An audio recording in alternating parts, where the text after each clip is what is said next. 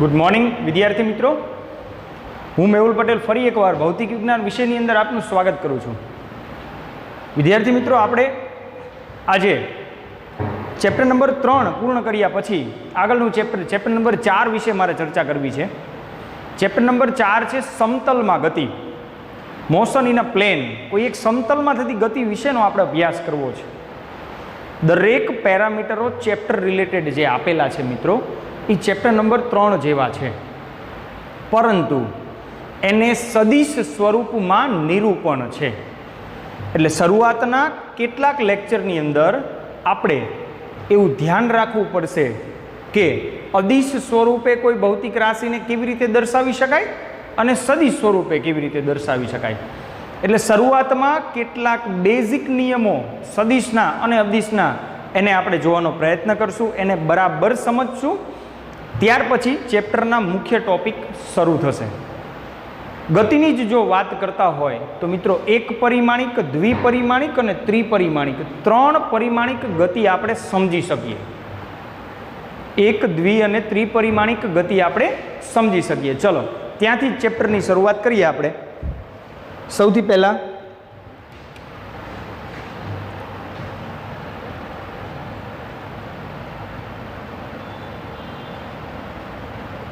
ગતિના ઉદાહરણો. ભાઈ ગતિ કેવી રીતે થઈ શકે મિત્રો, ગતિ કેવી રીતે ને કયા પરિમાણમાં થઈ શકે એના ઉદાહરણોની આપણે વાત કરવી છે. એક પરિમાણમાં થતી ગતિ, સૌથી પહેલાં એક પરિમાણમાં થતી ગતિ, સુરેખ પથ પર થતી ગતિ. બીજી ભાષામાં કહીએ તો સુરેખ પથ પર થતી ગતિ મારે સમજવી હોય તો સુરેખ પાટા પર ટ્રેનની ગતિ. મિત્રો સુરેખ પાટા પર જતી ટ્રેન એક પરિમાણિક કોઈ એક નિશ્ચિત દિશાને અનુસરે. કાં તો એ તમારી ધારેલી એક્સ અક્ષ હોય, તમારી ધારેલી વાય અક્ષ પણ હોઈ શકે ને તમારી ધારેલી ઝેડ અક્ષ પણ હોઈ શકે. એક પરિમાણિક સુરેખ પાટા પર ટ્રેનની ગતિ, એ આપણે એક પરિમાણિક લઈશું. મારે એક એક ઉદાહરણ સમજવું છે.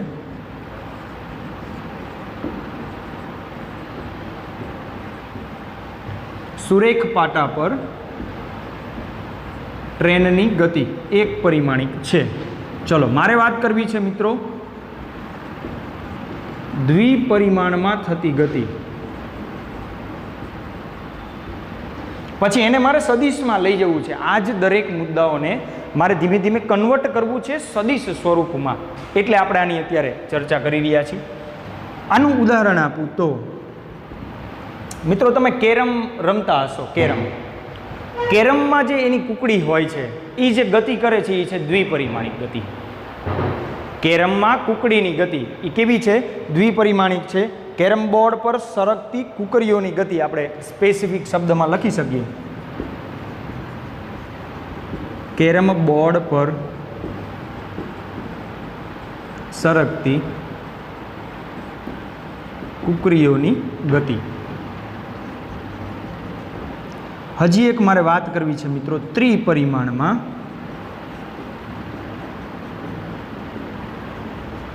થતી ગતિની.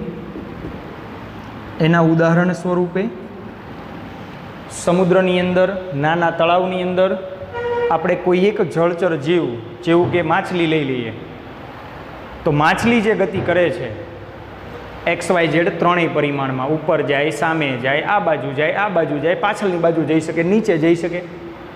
ત્રિપરિમાણિક ગતિ. માછલી જે સમુદ્રની અંદર અથવા તો કોઈ પણ જળાશયની અંદર માછલીની ગતિ છે એને હું ત્રિપરિમાણમાં લઈ શકું. એ પાણીમાં માછલીઓની ગતિ આપણે લઈ શકીએ.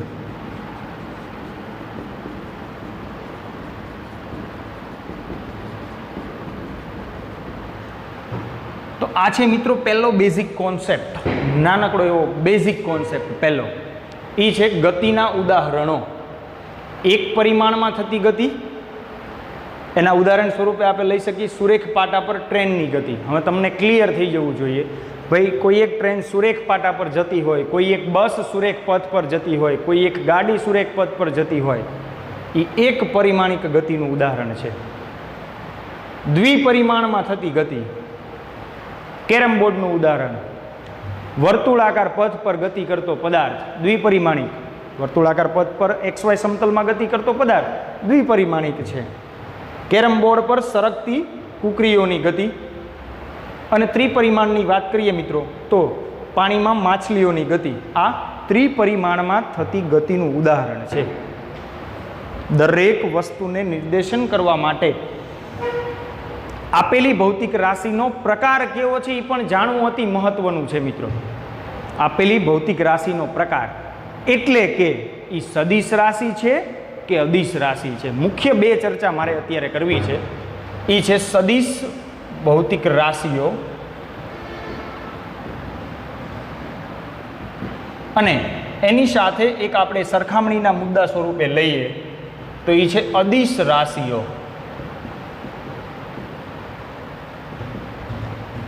સદિશ રાશિઓ અને અદિશ રાશિઓ. પછી આપણે એને નિર્દેશિત કરવાનો પ્રયત્ન કરીએ. સરખામણીના મુદ્દા સ્વરૂપે લઉં છું. તમે જાણો જ છો જે ભૌતિક રાશિને દર્શાવવા માટે મૂલ્ય અને દિશા, મૂલ્ય એટલે એનું માન અને દિશા બંનેની જરૂર હોય એવી ભૌતિક રાશિને સદિશ ભૌતિક રાશિઓ કહેવાય. જે ભૌતિક રાશિને દર્શાવવા માટે માત્ર એના મૂલ્યની જરૂર હોય, જેવું કે વેગ સદિશ રાશિ છે. કઈ દિશામાં પદાર્થ વેગમાં છે એ જાણવું જરૂરી છે, પરંતુ દ્રવ્યમાન, કોઈ વ્યક્તિનું દ્રવ્યમાન 50 કિલોગ્રામ છે આ દિશામાં, એવું થોડું કહેવાય. મતલબ દ્રવ્યમાન એટલે કે નિશ્ચિત જથ્થાને દિશાની જરૂર નથી, તો એ અદિશ રાશિ છે. આપણે બે પ્રકારે એક નાનકડા તફાવત સ્વરૂપે આને સમજવાનો મિત્રો પ્રયત્ન કરશું. અદિશ ભૌતિક રાશિ માત્ર માન ધરાવે, આ માન અને દિશા બંને ધરાવે. સદિશ ભૌતિક રાશિ અથવા સદિશ રાશિ સામાન્ય ભાષામાં ભૌતિક રાશિઓ માન એટલે કે એનું મૂલ્ય અને દિશા બંને ધરાવે છે. જ્યારે અદિશ ભૌતિક રાશિઓ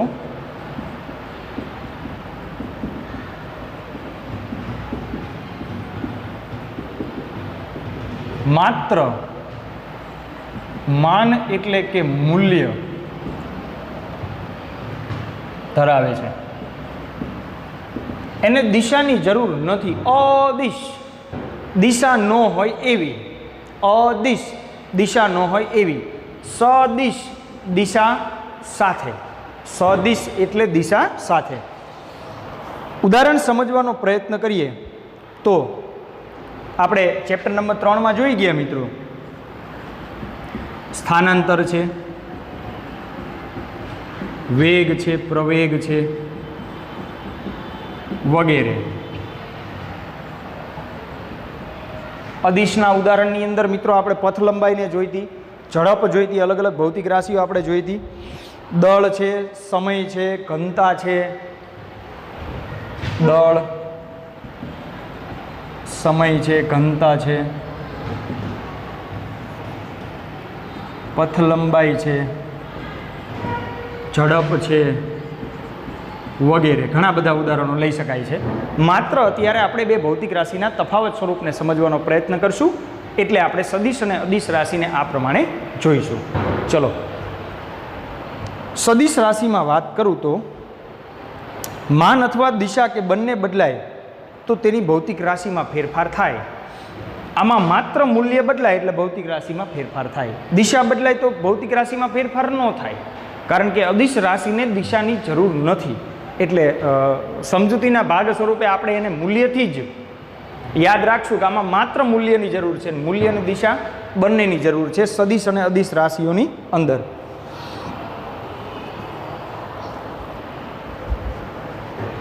એક એક વાક્ય આમાં એડ કરશું આપણે, વધારે ડિટેલની જરૂર નથી મિત્રો આમાં. તેમના માન અથવા દિશા કે બંને બદલાય તો ભૌતિક રાશિમાં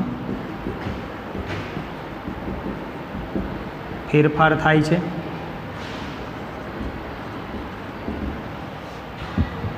આની અંદર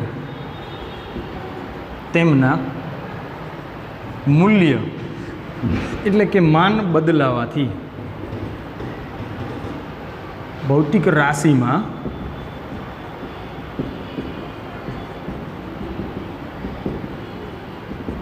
ફેરફાર થાય છે. મિત્રો, આ વાત થઈ ગઈ બેઝિક નીડ.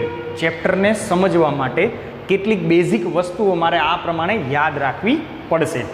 ગતિના ઉદાહરણો, એક, દ્વિ અને ત્રિપરિમાણમાં ગતિ થઈ શકે છે, અને સદિશ અને અદિશ રાશિઓ વિશે બહુ વ્યવસ્થિત રીતે તમારે એને યાદ રાખવાનું છે અને લખતું જવાનું છે. આગળ વાત કરીએ વિદ્યાર્થી મિત્રો, આપણે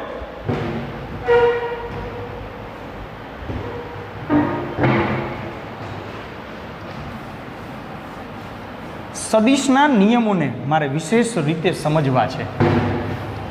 સૌથી મુખ્ય આપણું કાર્ય છે એ છે સદિશના નિયમોને સમજવું.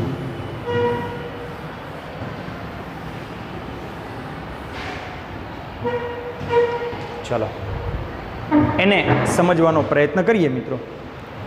સદિશ ભૌતિક રાશિઓ વિશે મારે ડિટેલમાં જવું છે.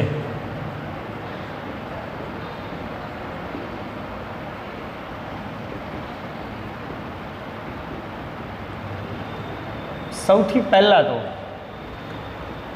કોઈ પણ ભૌતિક રાશિને મારે જ્યારે સદિશ સ્વરૂપે દર્શાવવી હોય મિત્રો, ત્યારે મારે એનું સ્થાન જાણવું જરૂરી છે. ભૌતિક રાશિ એક પરિમાણમાં છે, ભૌતિક રાશિ દ્વિપરિમાણમાં છે, અને ભૌતિક રાશિ ત્રિપરિમાણમાં છે. ત્રણમાંથી કયા પરિમાણમાં ભૌતિક રાશિ હાજર છે તે પ્રમાણે હું એનું સ્થાન જાણી શકીશ. એટલે મારે પહેલાં વાત કરવી છે સ્થાન અને સ્થાન સદિશની. સદિશ ભૌતિક રાશિઓની અંદર સૌથી પહેલી અને બેઝિક રજૂઆત મિત્રો આપણે જોઈશું સ્થાન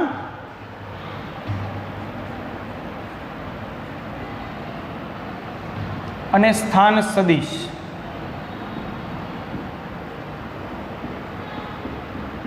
એની વાત કરીએ.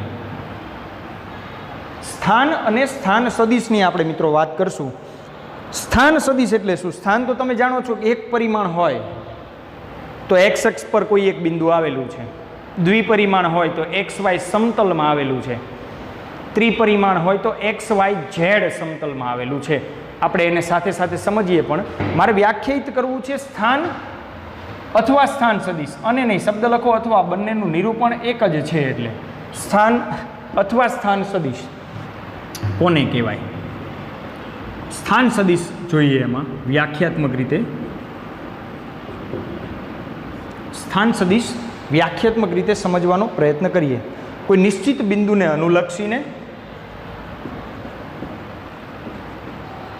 કોઈ નિશ્ચિત બિંદુને અનુલક્ષીને કોઈ નિશ્ચિત, મિત્રો નિશ્ચિત બિંદુ એટલે આપણે ઉગમ બિંદુ લઈશું હંમેશા. નિશ્ચિત બિંદુ આપણે ઉગમ બિંદુ લઈશું. કોઈ નિશ્ચિત બિંદુને અનુલક્ષીને અન્ય બિંદુ કે કણનું સ્થાન દર્શાવતો સદિશ. અન્ય બિંદુ કે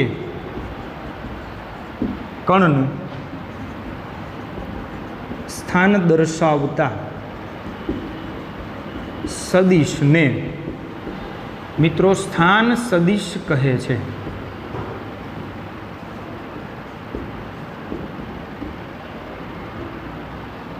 કોઈ નિશ્ચિત બિંદુને અનુલક્ષીને, નિશ્ચિત બિંદુ ઉગમ બિંદુ સમજશું આપણે, ત્યાંથી અન્ય કોઈ એક બિંદુ એક પરિમાણમાં છે, દ્વિપરિમાણમાં છે કે ત્રિપરિમાણમાં છે, એનું સ્થાન દર્શાવતો સદિશ એટલે સ્થાન સદિશ. એનું સ્થાન દર્શાવતો સદિશ એટલે સ્થાન સદિશ. મિત્રો, નિશ્ચિત બિંદુને આપણે કાર્તેજીય યામ પદ્ધતિમાં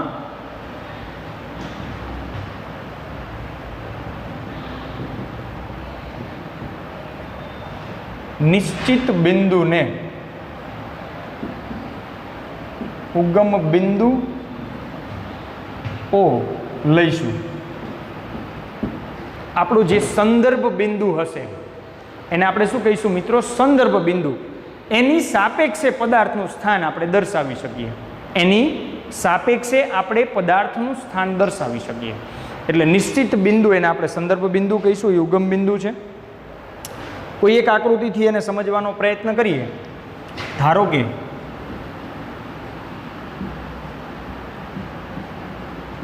એક પરિમાણમાં, દ્વિપરિમાણ અને ત્રિપરિમાણ, માણે ત્રણેય સમજવાનો પ્રયત્ન કરવો છે એક સાથે. એટલે શું ડિફરન્સ છે ખબર પડે. એક પરિમાણમાં પદાર્થનું સ્થાન,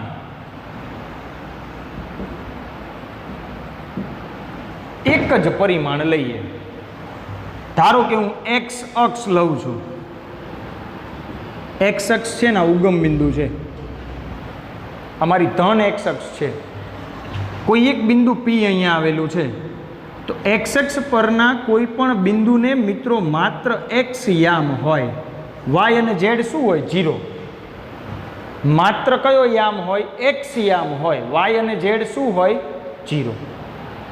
એટલે એક પરિમાણમાં કોઈ બિંદુ પી નો સ્થાન પી ઓફ એક્સ વડે દર્શાવાય. કોઈ બિંદુ પી નું સ્થાન પી ઓફ એક્સ વડે દર્શાવાય. દ્વિપરિમાણમાં એને સમજવાનો પ્રયત્ન કરું તો અહીંયા એને અનુરૂપ તમે સ્થાન સદિશ પણ જોઈ શકશો. ઉગમ બિંદુને અનુલક્ષીને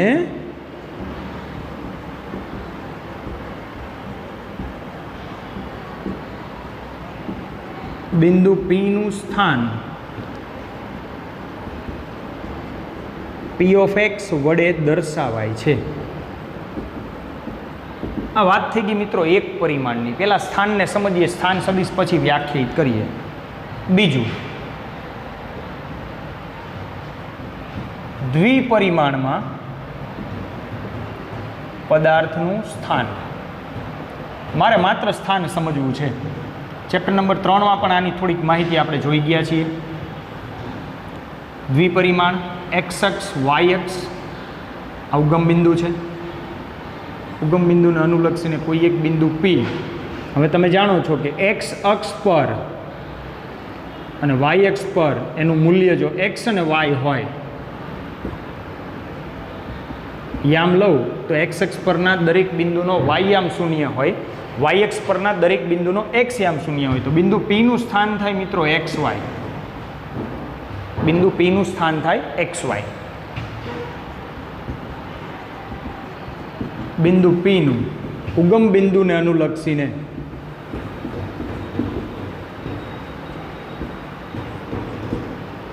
સ્થાન પી ઓફ એક્સ વાય છે. તે જ પ્રમાણે હું ત્રિપરિમાણમાં વાત કરતો હોય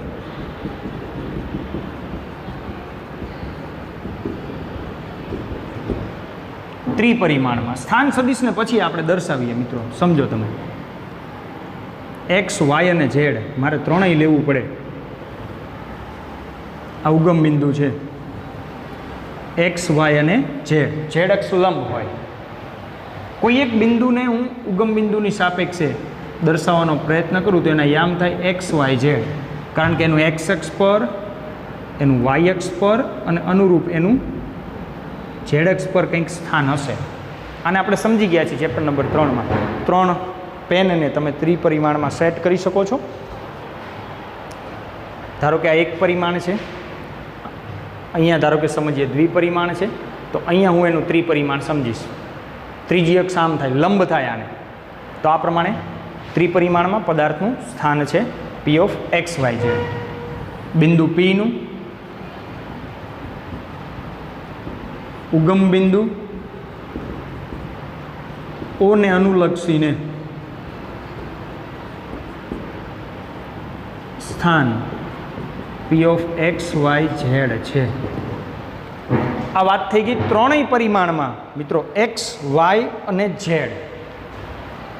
ત્રણેય પરિમાણ એટલે કે એક પરિમાણ, દ્વિપરિમાણ અને ત્રિપરિમાણ. એ પદાર્થને કેવી રીતે દર્શાવી શકાય? આપણે બહુ જ બેઝિકથી અત્યારે આગળ વધવાનો પ્રયત્ન કરી રહ્યા છીએ, નહીતર મને સ્થાનનો આઈડિયા નહીં આવે. કોઈ એક પદાર્થ માત્ર વાય અક્ષ ઉપર હોય તો એને એક જ યામ હોય. માત્ર ઝેડ અક્ષ ઉપર હોય તો પણ એક જ યામ હોય, બાકીના બંને યામ શૂન્ય હોય. એટલે એક પરિમાણમાં બહુ સિમ્પલ રજૂઆત, દ્વિપરિમાણમાં બેની સાપેક્ષે બધું જ દર્શાવશું આપણે ઉગમ બિંદુની સાપેક્ષે. આપણે વાત કરી મિત્રો સ્થાન સદિશમાં કે કોઈ નિશ્ચિત બિંદુને અનુલક્ષીને અન્ય બિંદુ કે કણનું સ્થાન દર્શાવતો સદિશ. હજી મેં આને સદિશ સ્વરૂપે નથી દર્શાવ્યો, હજી મેં આને સદિશ સ્વરૂપે નથી દર્શાવ્યો. એ ત્રિપરિમાણમાં આપણે એક સાથે અત્યારે દર્શાવવાનો પ્રયત્ન કરીએ. જો આમાં મારે એને એડ કરવું હોય તો ઉગમ બિંદુથી આર સદિશ થાય, ઓ થી પીનું સ્થાન. અહીંયા ઓ થી પીનું સ્થાન મિત્રો આર સદિશ થાય, અહીંયા પણ આર સદિશ થાય. એને હું સ્થાન સદિશ કહીશ. શું કહીશ એને હું? સ્થાન સદિશ કહીશ. સંદર્ભ બિંદુથી બિંદુ પીનું સ્થાન, સંદર્ભ બિંદુથી બિંદુ પીનું સ્થાન, એને હું સ્થાન સદિશ કહે. એટલે સ્થાન સદિશ આર સદિશ થાય, સ્થાન સદિશ થાય આર સદિશ. આનો સ્થાન સદિશ આર સદિશ ઓપી બરાબર આર સદિશ બરાબર એક્સ વાય થાય. તે જ પ્રમાણે આનો સ્થાન સદિશ એક્સ વાય ઝેડ થાય. હવે મારે અક્ષની દિશાના એકમ સદિશો દર્શાવવા છે, એટલે હું એક સાથે ત્રિપરિમાણમાં એના સ્થાનને સમજવાનો પ્રયત્ન કરીશ સ્થાન સદિશને. પહેલાં મિત્રો તમે આટલું યાદ રાખો. હવે આર સદિશને આપણે થોડું ડિટેલમાં જવું છે, સ્થાન સદિશને મારે સમજવો છે. આ તો માત્ર આઈડિયા મળ્યો ભાઈ એક દ્વિ અને ત્રિપરિમાણમાં હું કેવી રીતે નિરૂપણ કરી શકું, મારે આટલો જ આઈડિયા અત્યારે લેવો હતો જે મેં અહીંયા જોયેલો છે. ચલો વ્યવસ્થિત રીતે પહેલાં આટલા મુદ્દાઓને આપણે યાદ રાખશું. હવે પછી આપણે એમાં આગળ વધવાનો પ્રયત્ન કરશું. ચલો સ્થાન સદિશને સમજવાનો પ્રયત્ન કરીએ.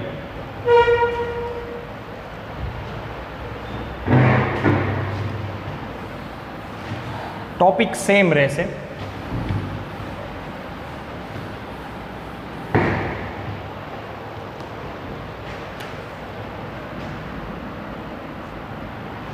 કોઈ એક કાર્તિજીય યામ પદ્ધતિમાં આ જ ટોપિકને અનુલક્ષીને મારે ત્રિપરિમાણની અંદર વધારે વિશેષમાં ડિટેલમાં જવું છે મિત્રો.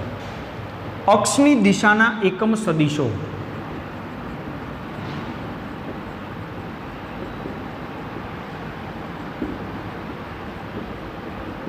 અક્ષની દિશાના એકમ સદિશો. ચલો હું ત્રિપરિમાણિક યામ પદ્ધતિ દોરીશ. ઝેડ, એક્સ અને વાય આપણું સંદર્ભ બિંદુ એટલે ઉગમ બિંદુ થશે. મિત્રો એક્સ અક્ષની ધન દિશાનો એકમ સદિશ એટલે કે જે એક્સ અક્ષને નિરૂપિત કરે છે, એક્સ અક્ષને દર્શાવે છે, એને આઈ કેપ કહેવાય અથવા કેરેટ શબ્દ વપરાય. આઈ કેપ અથવા આઈ કેરેટ એવો શબ્દ વાપરશું. વાયક્ષની ધન દિશાનો એકમ સદિશ એને જે કેરેટ અથવા કેપ, અને ઝેડક્ષની દિશાનો એકમ સદિશ એને કે કેરેટ અથવા કે કેપ. ત્રિપરિમાણમાં પદાર્થનું સ્થાન આપણે અહીંયા રાખેલું જ છે. કોઈ એક બિંદુ પીને મારે અહીંયા દર્શાવવો છે તો બે ચાર મુદ્દાના વિશે આપણે સચોટ ખ્યાલમાં લઈશું મિત્રો. એક્સ અક્ષ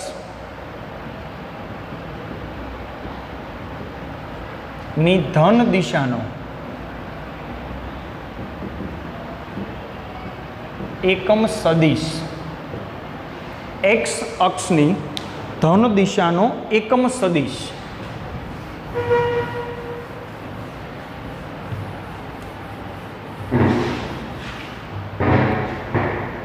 એટલે એક્સ અક્ષની ધન દિશાનો એકમ સદિશ બરાબર આઈ કેપ. જેવું કે એનું નામ એકમ સદિશ છે એટલે એનું મૂલ્ય એક એકમ હોય. એકમ સદિશ છે એટલે મૂલ્ય શું હોય મિત્રો? એક એકમ. તો જો એક્સનું મૂલ્ય 1 હોય તો એક્સ અક્ષ પરના દરેક બિંદુનો વાય યામ અને ઝેડ યામ શું હોય? 0. તો મને આઈના યામ મળે 1 0 0. આ નવું છે તમારા માટે. સદિશમાં તમારે બરાબર ધ્યાન રાખવાનું છે. એક્સ અક્ષની ધન દિશાનો એકમ સદિશ એને દર્શાવીશ આઈ કેપ અથવા આઈ કેરેટ. કેપ અથવા કેરેટ. આઈ કેરેટ જેના યામ થશે 1 0 0. વાય અક્ષની ધન દિશાનો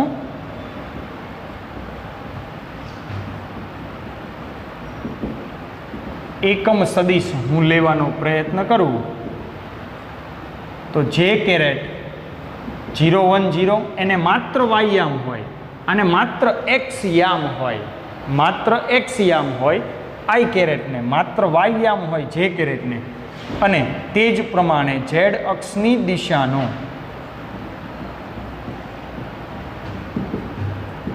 એકમ સદિશ, જેવું કે આ બધા એકમ સદિશો છે એને કે કેરેટ 0 0 1 વડે દર્શાવાય. એક્સ અક્ષની ધન દિશાનો એકમ સદિશ આઈ કેરેટ, વાય અક્ષની ધન દિશાનો એકમ સદિશ જે કેરેટ અને ઝેડ અક્ષની ધન દિશાનો એકમ સદિશ કે કેરેટ થાય. ચલો હજી કહું છું વિદ્યાર્થી મિત્રો, તમારા માટે આ વસ્તુ નવી છે. દિશાનું નિર્દેશન અક્ષ માટે કરવું હોય તો એક્સ અક્ષને દર્શાવતો સદિશ એટલે આઈ કેરેટ થાય, વાય અક્ષને દર્શાવતો સદિશ એટલે જે કેરેટ થાય ને ઝેડ અક્ષને દર્શાવતો સદિશ એટલે કે કેરેટ થાય. હવે હું સ્થાન સદિશને સમજીશ. સ્થાન સદિશ ઓ થી પી નો સદિશ, જેને આપણે આર સદિશ વડે દર્શાવશું. ઓ થી પી, ઓ પી સદિશ એટલે કે આર સદિશ થાય. આ આર સદિશના યામ એક્સ વાય ઝેડ છે. જો હું એને એક્સ વાય ઝેડમાં દર્શાવું તો આ નિર્દેશન મિત્રો અહીંયા મેં જે દર્શાવ્યું છે એ એક્સ અક્ષનું મૂલ્ય, વાય અક્ષનું મૂલ્ય અને ઝેડ અક્ષનું મૂલ્ય થયું. પણ આને હજી દિશા સાથે દર્શાવવું હોય તો માટે આર સદિશ બરાબર એક્સ અક્ષનું મૂલ્ય અને એની દિશા એટલે આઈ કેપ, એક્સ અક્ષનું મૂલ્ય અને એની દિશા એટલે આઈ કેપ વત્તા વાય અક્ષનું મૂલ્ય અને એની દિશા એટલે જે કેપ અને વત્તા ઝેડ અક્ષનું મૂલ્ય અને એની દિશા એટલે કે કેપ. તો સ્થાન સદિશને તમે એક્સ આઈ વત્તા વાય જે વત્તા જે કેપ વડે દર્શાવી શકો. આ બંને સાચું એક સરખું કહેવાય. તો પાછો એવો પ્રશ્ન થાય કે ઘડીકમાં તો અહીંયા કોમા હતું તો અહીં સરવાળો કેમ થઈ ગયો? એનો પણ જવાબ છે આપણી પાસે. ઘડીકમાં તમને એમ થાય કે અહીંયા કોમા છે, જો એક્સ વાય ઝેડ, તો સરવાળો કેમ થઈ ગયો? ચલો એનું જસ્ટિફિકેશન પણ જોઈએ. ધારો કે મારી પાસે x i caret, Y j caret ને ઝેડ કે કેરેટ છે, તો આ એક્સ આઈ કેરેટના યામ 1 0 0 છે વત્તા વાય 0 1 0 વત્તા ઝેડ 0 0 1.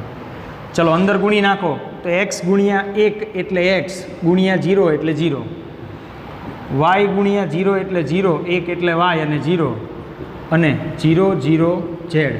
ચલો સરવાળાના નિયમ અનુસાર પહેલાનો સરવાળો એક્સ વત્તા 0 એટલે એક્સ, 0 વત્તા વાય વત્તા 0 એટલે વાય અને 0 0 ઝેડ એટલે ઝેડ. થઈ ગયું મિત્રો એક્સ આઈ વત્તા વાય જે વત્તા ઝેડ કે એના બરાબર એક્સ વાય ઝેડ. માત્ર નિર્દેશનનો ફેર છે. આ છે તમારો સ્થાન સદિશ. ત્રિપરિમાણિક યામ પદ્ધતિ છે. એક પરિમાણમાં હોય ને તો માત્ર એક્સઆઈ આવે, દ્વિપરિમાણમાં એક્સઆઈ અને વાય જે આવે, ત્રિપરિમાણમાં ત્રણેય આવે. જે ન હોય એ ઉડી જાય, જે ન હોય એ ઉડી જાય. સ્થાન સદિશને તો આમ જ દર્શાવીએ ગયા. આગળની ત્રણેય આકૃતિમાં આપણે આર સદિશ દર્શાવ્યો છે. એક પરિમાણમાં માત્ર એક્સઆઈ, દ્વિપરિમાણમાં એક્સઆઈ વત્તા વાય જે, ત્રિપરિમાણમાં એક્સઆઈ વત્તા વાય જે વત્તા ઝેડ કે થાય. ચલો રેડી છે આટલી વાત. એક્સ વાય ઝેડ યામ પદ્ધતિ છે મિત્રો. એક્સ અક્ષની ધન દિશાનો એકમ સદિશ એટલે એનું મૂલ્ય એક એકમ હોય, એના યામ 1 0 0 થાય હંમેશા સદિશમાં. મિત્રો આપણે આવનારા ભૌતિક વિજ્ઞાનના જે ચેપ્ટરો છે એમાં સદિશ નિરૂપણ વધારે છે, એટલે અત્યારે સદિશના બેઝિક કોન્સેપ્ટ સમજવા જરૂરી છે. એક્સ અક્ષની ધન દિશાનો એકમ સદિશ 1 0 0, વાય અક્ષની ધન દિશાનો એકમ સદિશ જે કેપ 0 1 0, ઝેડ અક્ષની ધન દિશાનો એકમ સદિશ કે કેપ 0 0 1 થાય. એને અનુરૂપ મિત્રો અહીંયા હું સ્થાન સદિશ દર્શાવું તો ઓ થી પી નો સદિશ સંદર્ભ બિંદુથી કોઈ કણ અથવા બિંદુનો સ્થાન દર્શાવતો સદિશ એટલે સ્થાન સદિશ. ઓપી સદિશ એને આર વડે પણ દર્શાવાય. સદિશ દર્શાવવો હોય ને એટલે ઉપર તીર દર્શાવવાનું. ઉપર શું દર્શાવવાનું? કિરણ. તમારી ભાષામાં કિરણ, તીર દર્શાવવાનું એટલે સદિશનું નિરૂપણ થઈ જાય. સ્થાનની વાત કરતા હોય તો એક્સ, વાય અને ઝેડ ત્રણેય અક્ષને અનુલક્ષીને આ પદાર્થ સ્થાન ધરાવે છે, તો એના સ્થાન સદિશને હું XI વત્તા YJ વત્તા ઝેડ કે કહી શકું. વત્તામાં કેમ કહી શકાય એનું આપણે કારણ મેં દર્શાવ્યું. એને હું આ રીતે લઉં તો XY અને Z ને અંદર ગુણી નાખું, ત્રણેયનો સરવાળો કરી નાખું તો XI વત્તા YJ વત્તા ઝેડ કે ઇક્વલ ટુ XYZ થાય. આ એક કોન્સેપ્ટ થયો સદિશનો મિત્રો, એ છે સ્થાન સદિશ. બહુ જ વ્યવસ્થિત અને ડિટેલમાં તમારે એને સમજવાનું છે અને યાદ પણ રાખવાનું છે મિત્રો આને વ્યવસ્થિત રીતે. આગળ વધીએ વિદ્યાર્થી મિત્રો. હવે મારે વાત કરવી છે સ્થાનાંતર સદિશની. નાના નાના ઘણા બધા એવા કોન્સેપ્ટ છે જેને આપણે ધીમે ધીમે ધીમે સમજવાનો પ્રયત્ન કરશું આ ચેપ્ટરની અંદર.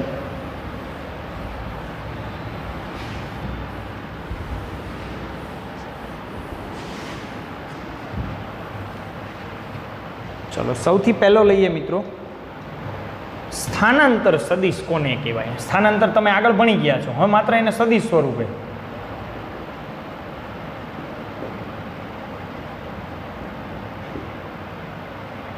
સ્થાનાંતર સદિશ કોને કહેવાય તો કોઈ ભૌતિક રાશિના અંતિમ સ્થાન અને પ્રારંભિક સ્થાનનો તફાવત, એને સ્થાનાંતર કહી. સ્થાનાંતર એટલે શું?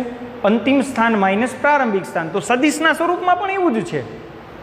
પદાર્થનું અંતિમ સ્થાન અને પ્રારંભિક સ્થાન એનો તફાવત એટલે સ્થાનાંતર સદિશ. સરળ રીતે આપણે એને રજૂ કરી શકશું. અહીંયા કણના પ્રારંભિક સ્થાન અને અંતિમ સ્થાનને જોડતા સદિશને એનો સ્થાનાંતર સદિશ કહેવાય. કણના પ્રારંભિક સ્થાન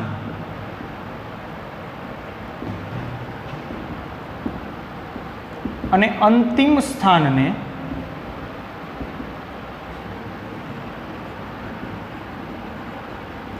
જોડતા સદિશને, કણના પ્રારંભિક સ્થાન અને અંતિમ સ્થાનને જોડતા સદિશને સ્થાનાંતર સદિશ કહે છે.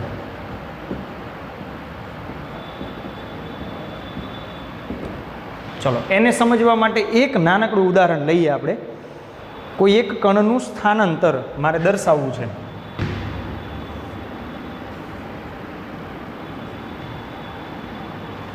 પદાર્થની ગતિમાં કોઈ એક બિંદુ P થી P' સ્થાને જાય છે. P નો સ્થાન સદિશ મિત્રો R સદિશ છે અને P' એનો સ્થાન સદિશ R' છે. મારે આટલું જોતું છે, P થી P'. સમજો, કાર્તિજીય યામ પદ્ધતિમાં છે. P થી P' છે. કોઈ એક પદાર્થનું પ્રારંભિક સ્થાન OP બરાબર R સદિશ છે અને અંતિમ સ્થાન OP' બરાબર R' છે. લખીએ આપણે. ધારો કે કોઈ પદાર્થનું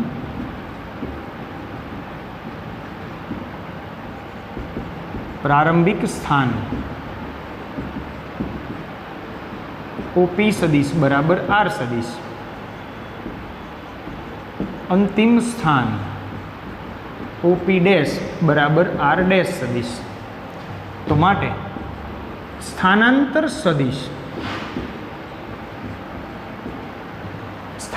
સદિશ PP'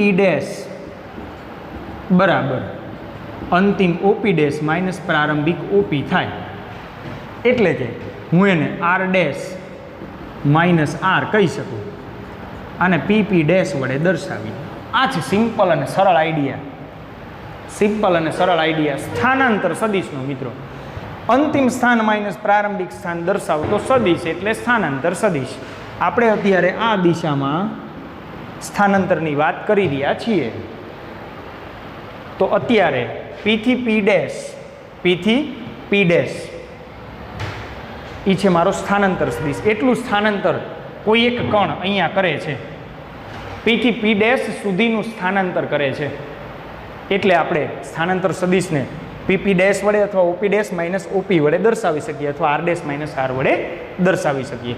તો આ એક વાત થઈ ગઈ મિત્રો એક નાનકડા કોન્સેપ્ટની, એ છે સ્થાનાંતર સદિશ. ચલો આગળ મારે વાત કરવી છે સમાન સદિશોની. સમાન સદિશો કોને કહેવાય? કારણ કે આવા ઘણા બધા શબ્દો પછી આગળ જતાં તમારે આવશે.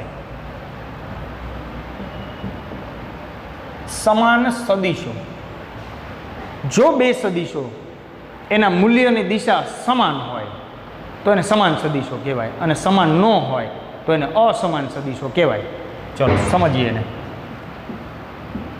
જો બે સદીશો, ચલો સદીશ પણ ધારી લઈએ, એ સદીશ અને બી સદીશ ના મૂલ્ય અને દિશા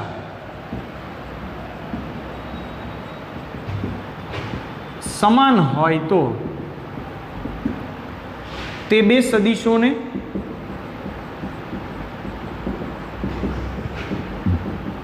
સમાન સદીશ કહે છે. મૂલ્ય અને દિશા બંને સમાન હોય.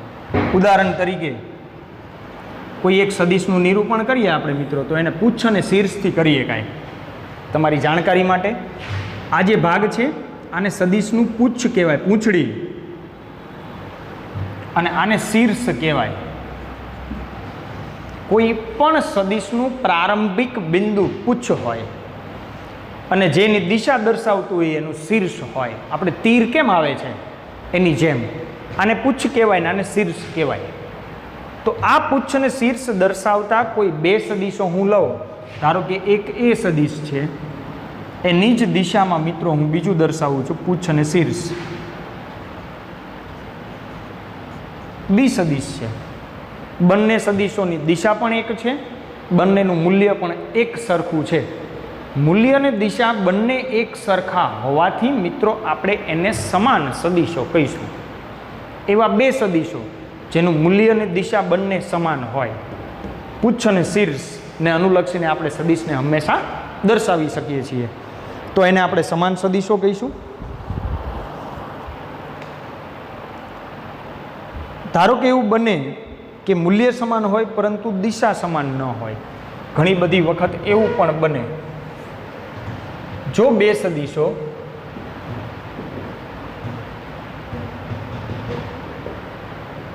એ અને બી ના મૂલ્ય સમાન છે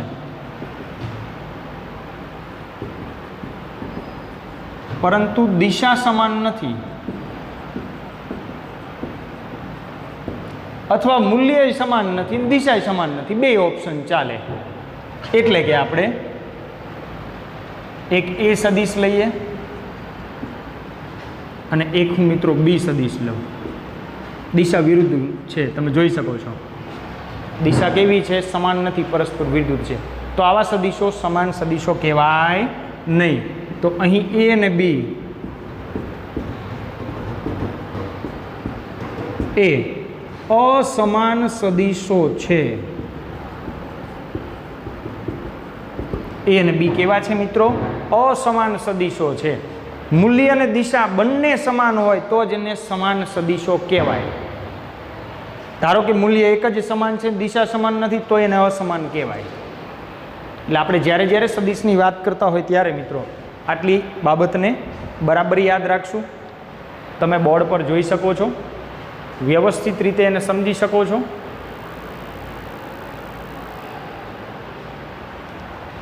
ઘણી બધી ચર્ચા